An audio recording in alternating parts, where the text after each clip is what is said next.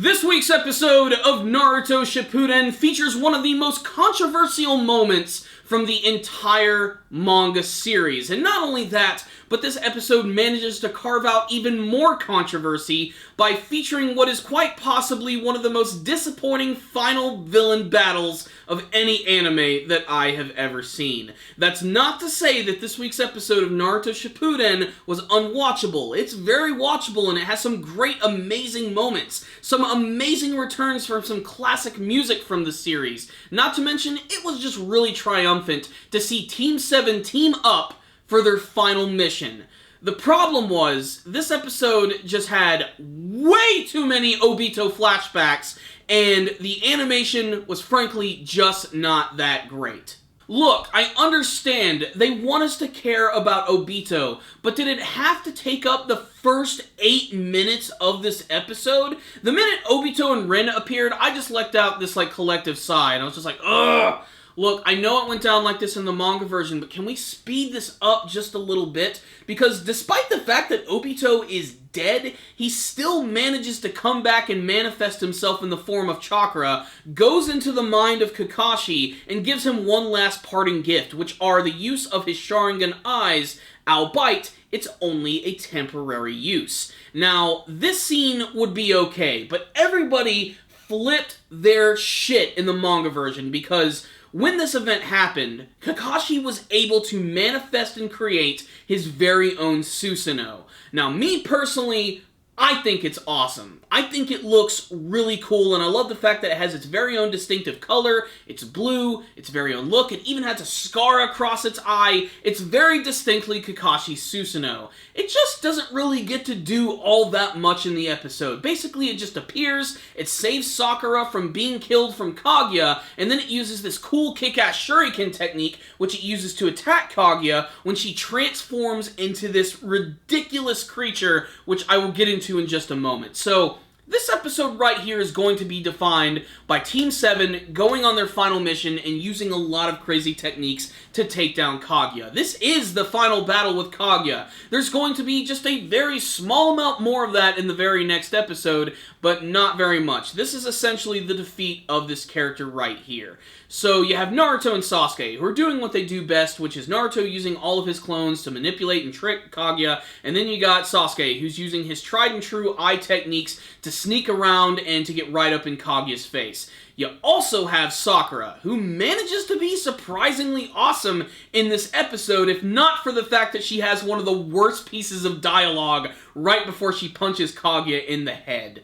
But basically what's going on in this episode right here is that Naruto initially attacks Kaguya with this really cool technique, which is the Super Tailed Beast Rasen Shuriken, where he's able to take the chakra from all of the various tailed beasts and create his very own unique Rasengan, which utilizes their chakra and even has a lot of the look of them. So like Shukaku's actually kind of looks like Shukaku's skin, the sand, the blue. When he uses like the two-tailed cat, it's like a fiery blue fire, you know what I'm saying? Basically, he combines all of these techniques with his Rasen Shuriken, and he throws it right into Kaguya. When this happens, all of the Tailed Beast chakra actually goes into Kaguya's body, and it causes her to start to lose control, and she starts to inflate and transform into this giant rabbit monster. Apparently, this is like her true form that she has no true control of when she has like all of this power with her, and she is just freaking out. All of these hands are starting to explode from the body. You can see the heads of the other tailed beasts are trying to escape from this form, and this is where Kakashi comes into play. Because Sakura is about to be crushed by one of these massive hands which is about to come down. Kakashi saves her, and then he uses this Kamui Shuriken technique, where his Susanoo, for some odd reason, has giant shuriken that it throws, which cuts the arms to pieces and ends up sending them to other dimensions. This allows everybody to start working together properly, and they come up with this one big final attack. Because Kaguya somehow has managed to actually take control of all of this power and transformed this massive creature into a massive truth-seeking orb, which is essentially a giant distortion in space and time. Don't touch the giant distortion in space and time, it will fuck your shit up. And in true Naruto fashion, Team 7 comes up with one big final combination attack, which is pretty impressive to say the least because we get to see some return of some tried and true techniques. I love the fact that because Kakashi has Obito's Sharingan that he actually has the ability to use Kamui at its fullest. He can actually allow objects to pass through him, and Kaguya tries to attack him with some more of those spikes, but it just goes right through his body, which allows him to use his lightning blade technique, which is the Kamui lightning blade, which has like this black lightning coming from it. It looks really cool, and he actually manages to hurt Kaguya with this. That's where Naruto and Sasuke start to come in from either side, with Sakura coming from the top. And of course, there's going to be a little bit of trickery involved. As Kaguya attacks Naruto, it ends up being just a clone, and then the other Sasuke is actually Naruto the entire time, and Sasuke's been hanging back this entire time. He switches with the clone that was defeated, Sakura comes down, punches the shit out of Kaguya, which allows Naruto and Sasuke to finally seal Kaguya away, ending this week's episode. So what's the rundown of this week's episode of Naruto Shippuden? The conclusion of the battle with Kaguya is done, but it just was not perfect in my opinion. This is an episode which should have had way better animation and a lot of extended parts to the fight. What I mean by that is, a lot of the best fights from the Naruto series adapt to the manga version pretty closely, but they always manage to add a lot of brand new things to the battle, which just makes it seem all the more crazy and insane. Yes, the battle with Naruto and Pain is an incredibly controversial episode, but I love that they added so much more to that fight to make it seem so much more destructive. As it stands, I think that battle's 50 times better than the one with Kaguya, if only for the fact that the spectacle is just so much more amazing. It almost got there with the whole Susanoo and the giant rabbit monster, but most of the character movements in this episode just looked very unimpressive, and I was really sort of hoping that they would do like a big taijutsu hand-to-hand moment with Kaguya fighting against Naruto, Sasuke, Sakura, and Kakashi, all at the same time, dodging the techniques, blocking all of them, hitting them with big, powerful techniques, sending them back. This could have been the moment to display why Kaguya is so incredibly powerful, and they sort of dropped the ball with it. And then there's that Sakura moment, which, like I said, I think is really cool, but I would have done it so differently. You know, they basically just took the manga panels and gave a little bit of motion to them.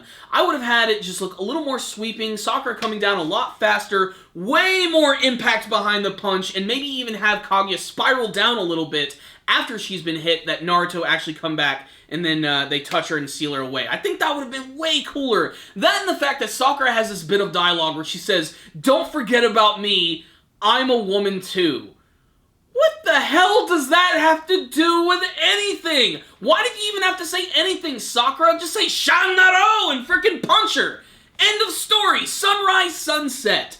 That being said, this episode was still entertaining. I still got a lot of great entertainment value from this, and a lot of nostalgia, especially in that final scene as they're getting ready to prepare for their final assault, and you get that classic scene with Kakashi meeting his students for the very first time, learning about them, who they are, and what their dreams are for the future. That and the fact that they decided to bring back the classic Naruto theme and play it throughout this made this feel like a great episode of Naruto, and in many ways this is a great episode of Naruto. It's just got some shitty animation. Simple as that. So despite the fact that I sound like I'm completely ragging on this episode, I have to say that this was still a pretty satisfying episode of Naruto Shippuden. There were some great moments in here, and seeing Team 7 come back and team up for their big final mission just gives me goosebumps and sends a huge chill down my spine and gets me super excited. It just sucks that it didn't have really good animation attached to it. I mean, there were moments that look good, but for the most part, this is a very average episode of Naruto Shippuden, and an episode that I really feel should have just had better attention put to it.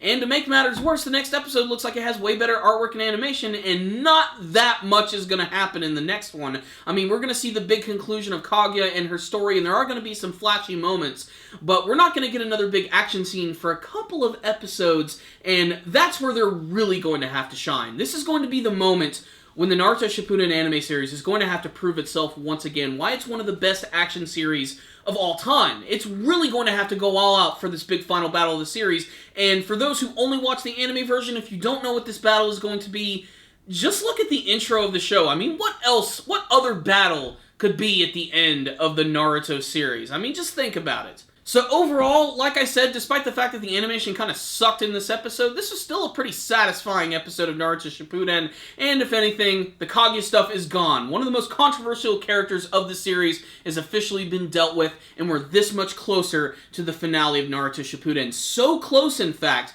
that I'm actually surprised that they haven't made an announcement that the series is going to be ending really soon. We have about 10 chapters of material to work with here, and they're going to get through it really damn quick. I'm really interested to see how everything's going to wrap up and what this is going to mean for the future of Naruto, if we're going to get a spin-off at some point in the future, because we all know, because the movie released early and it never should have, that he is eventually going to have a son named Boruto. That being said, this is it, guys. We're almost there. I'm so excited to see what they're going to do with the next couple of episodes, and this one right here is mandatory viewing for any Naruto fan. If you're following the anime, if you read the manga, watch this episode at least once, you're going to get a couple of moments out of it that you're really going to love. So, there it is. My thoughts on the episode is a score for this one right here. I'm giving it a 4 out of 5. I'm just knocking it down for animation and the fact that there were all those Obito flashbacks in the first half of the episode. That being said, this was a pretty awesome episode of Naruto Shippuden. Check it out, Naruto fans. You might see something you like. But if any of you did watch this week's episode, make sure to tell me what you thought about it in the comments section below. Did you like the final battle with Kaguya in the series? Did you have a favorite moment from this episode? What do you think of Kakashi and his Susanoo ability? It really pissed off people who read the manga. Frankly, I think it's fucking awesome. I love Kakashi. He's one of my favorite characters, so I am a little biased, but I love finally getting to see it in anime form. I just wish it was done just a little bit better in terms of animation. Maybe give him a couple of extra attacks, and that also goes for Naruto and Sasuke and Sakura as well. That being said, I think this one was pretty good, and I want to hear from you guys what you thought about this one and what you hope to see from the big finale of Naruto Shippuden. You guys are freaking awesome. Thank you for watching this review. I really appreciate it. One of the easiest ways to support Super Kami Guru 9000 is to take a split second just to hit that like button. It's so freaking easy, and it allows a lot of people to see our videos en masse. You could also subscribe to the channel, which would be freaking great, because that way you'll be able to see all of our latest anime and manga reviews as they are released. Make sure to also check us out on social media. Thank you guys again for watching, and as always, stay dandy, baby.